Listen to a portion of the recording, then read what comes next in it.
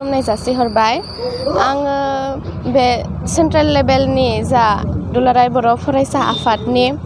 राव दान्थे बादायलायनाय दा बेवहाय देरहानानै थामथि मासिखौ आवग्रिनो हानानै जोबोर गोजोननाय मोन्दों आरो आं बेनि थाखाय आं बे उदालगुरि जिल्ला दुलाराय बर' फरायसा आफादजों लोगोसे बे खैराबारि दख'रा दुलाराय बर' फरायसा आफादखौ साबायखर होनो सानो मानो होनबा बिथांमोना आंखौ गोबां सापर्ट खालामदों आंजों लोगोआव थाफानानै आंखौ बादायनो थुलुंगा होदों लोगोसे आंनि आइ आफा आरो आंनि फेमिलि मेम्बार्स रिलेटिभ्स बयखौबो आं साबायखर होनो सानो दिनै बेबादि आं बाथ्रा दान्थेनायाव थामथि मासिखौ आवग्रिनो मोननानै जोबोर गोजोननाय मोन्दों इयुनावबो गोबां बादायनायफोर जागोन जेनेबा बाहागो लागोन होनना सानदों इयुनाव आं जे बादायलायनायाव खाबु मोनगोन आं बेयावनो बादायगोन होननानै आं सानो मानो होनबा अनलि फरायनायल'जों दानिया साक्सेस जानाया गोबां गोब्राब जाहैबाय ओंखायनो आं फरायनायजों लोगोसे आरो एक्सट्रा कारिकुलामखौबो आवगायफानो सानो साबायखर बावग्रोयो मानो होनोब्ला आंखौ दिनै बेयाव बाहागो लानो थाखाय थुलुंगा आरो हेफाजाब होनायनि थाखाय दिनै आं बे मासिखौ आवग्रिनो हादों स' गिबि गिबियावनो आङो आदामोनखौ साबायखर बावो आरो नैथियाव आं आंनि न'खरनि आफा आइमोनखौ आं साबायखर बावो मानो होनोब्ला आंनि जा बे रोजाबनायाव आंखौ उन्दैनिफ्रायनो जोबोर थुलुंगा आरो हेफाजाब होबोबाय थायो स' बेनि थाखाय बिथांमोनखौबो आं जोबोर रोजा रोजा साबायखर बावो आरो जोंनि उदालगुरि डिस्ट्रिक्टनि जा सारमोन बिथांमोनखौबो आं साबायखर बावगोन मानो होनोब्ला आंखौ सेन्ट्रेलाव बादायलायनो थाखाय आंखौ सायख'नानै दिनै आंखौ देरहानायाव मददथि होदों स' सारमोनखौबो साबायखर बावबाय दख'रा बर' फरायसा आफादनिफ्राय गिबि गिबियावनो नोंथांमोननि जि चेनेलखौ जों गोसो खुसिजों फरायग्रोना लाबाय लोगोसेनो बे चेनेलखौ नायगिरि गासै जोंनि बर' हारिनि आं नोंथांमोननिसिम जोंनिफ्राय खुलुमनायखौ गिबि गिबियावनो बावहरग्रोनाय थाबाय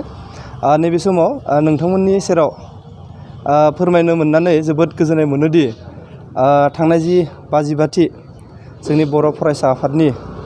जि कनफारेन्स बे कनफारेन्सनि जि बादायनाय बे बादायनायाव जों खैराबारि दख'रा बर' फरायसा आफादनिफ्रायबो उदालगुरि डिस्ट्रिक्टनि जि बानजायनायाव बाहागो लाहैदोंमोन आरो बे बाहागो लाहैनायावनो जोंनि खैराबारि दख'रा बर' फरायसा आफादनिबो साथाम बादायारि जेरैबायदि गेलेनाय रोजाबनाय आरो लिटारेचार साबजेक्टआव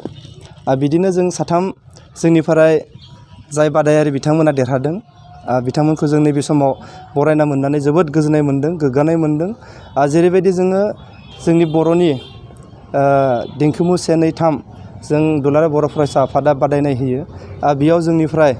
सासे बादायारिया सेथि मासि आवग्रिनो हादों बिथाङानो जाहैबाय कामाख्या बर' बिथांखौ जों दिनै बरायनो मोननानै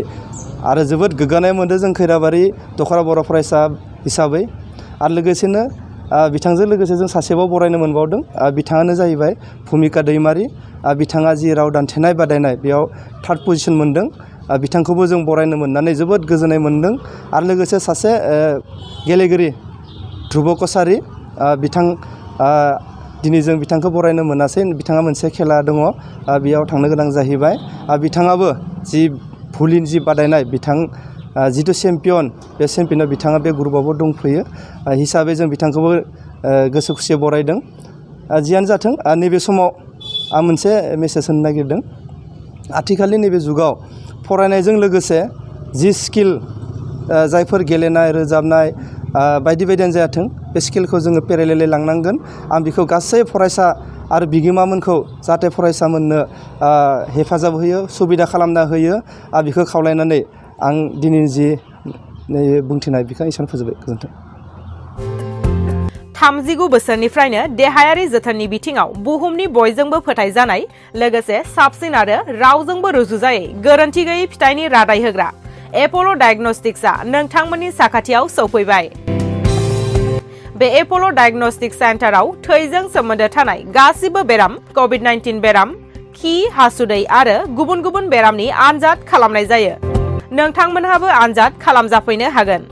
थंगा जाबाय क'क्राझार टाउननि मालदां बाजारनि साखाथियाव थानाय रिलायन्स पेट्रल पाम्पनि उल्टाथिं।